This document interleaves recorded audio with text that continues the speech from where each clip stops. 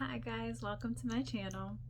So I wanted to pop on and share a few thoughts. Recently I went to visit a friend and it was a really nice visit. And on that visit I got the privilege to meet a family that I wasn't necessarily anticipating meeting, and I'm sharing about it because I've been thinking about it's been coming to mind a few times since I've been back, and so I thought that I would just share a little bit.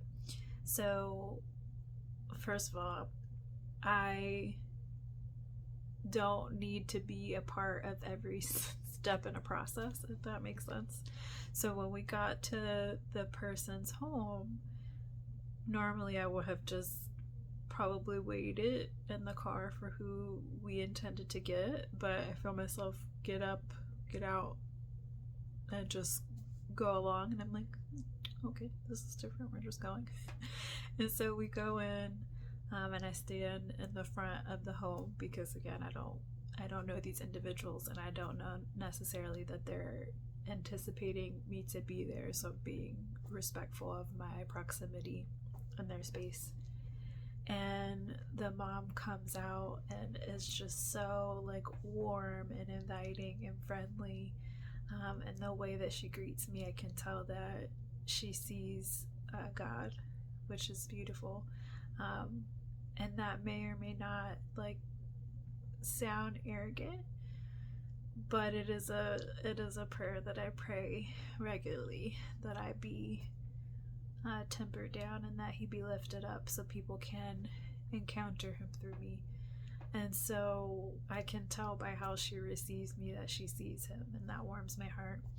And she asked me if I want to meet her son, who I have heard about before I've come there, but do I want to meet her son? And I'm like, yeah. So she invites me further into the home where her son is.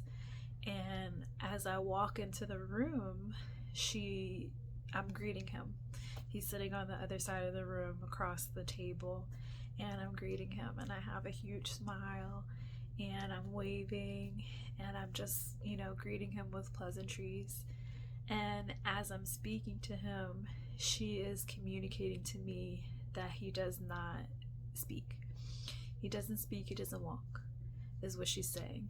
And I'm registering her, like I understand what she's saying, but I don't necessarily engage it, right? I engage him.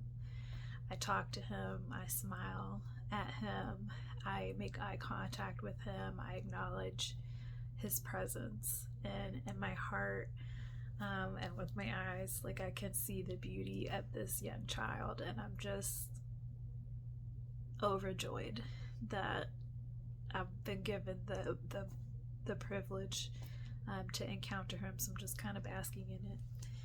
And we talk a little bit, and my friend talks to the mom and to the other child who's coming with us. And my friend leaves the room, and I'm talking to mom, and the little boy who I greet puts his hands up, both hands up high for a hug. And I know that that's what it's for, right? Hugs are one of my love languages, and so I know that's what's being asked of me. And the joy that I have to be able to meet this need is just like really great. And so I go over to him, and I say, "You want a hug?" And I nod in agreement, and then I walk around and I give him a hug. And just the tenderness and the care and the embrace of that hug was just so beautiful. It was so beautiful, and it wasn't one of those quick pats and I let you go. Like, it was a hug, like I hug, like it's really lovely to see you, we don't have to let go right away kind of hug, which is not everybody's thing necessarily, but I could tell he was speaking my language in that exchange.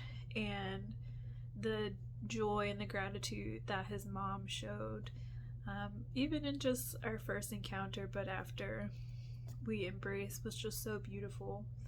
And she embraced me in the same way.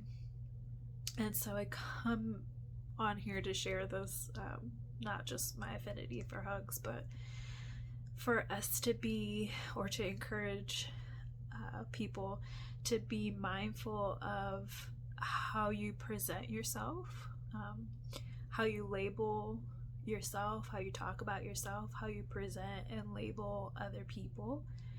Because as I go in to greet this young boy, his mom is telling me what he cannot do, but I don't recall her telling me his name. I don't recall her telling me his name. And so I share it not as a judgment, but as an observation. I know that this is something that we do as humans. We think about our limitations and we think about what we can't do or what we don't have, and that takes us away, or it causes us to lose focus of what we do have and what we can do and who we are. And so the more that you give yourself space to really value who you are in this moment and what you bring to the table and what you have to offer, and the more you let go of the perception of what you need to be valuable, the more joy you can have in this moment. Because even though he might not have use of his legs, even though he might not have use of his voice, he speaks. He has a language. There is a way to communicate. It's about finding the way that worked best for him. And all I had to do was smile and see his humanity and greet him there. And so I encourage you to take some steps to do that with yourself. Can you acknowledge your humanity and greet you there? And then notice how you're able to do that with other people as you do it with yourself. And I'm not talking from some high horse where I'm observing you peasants, right? And this is what you need to do. No, this is for everybody. This is for me. And it's a joy that's continued to come back to my mind as I've been moving forward. Like, that was a really, really beautiful experience. And so just wanting to share. I hope you're having a good day. I hope something resonates with you.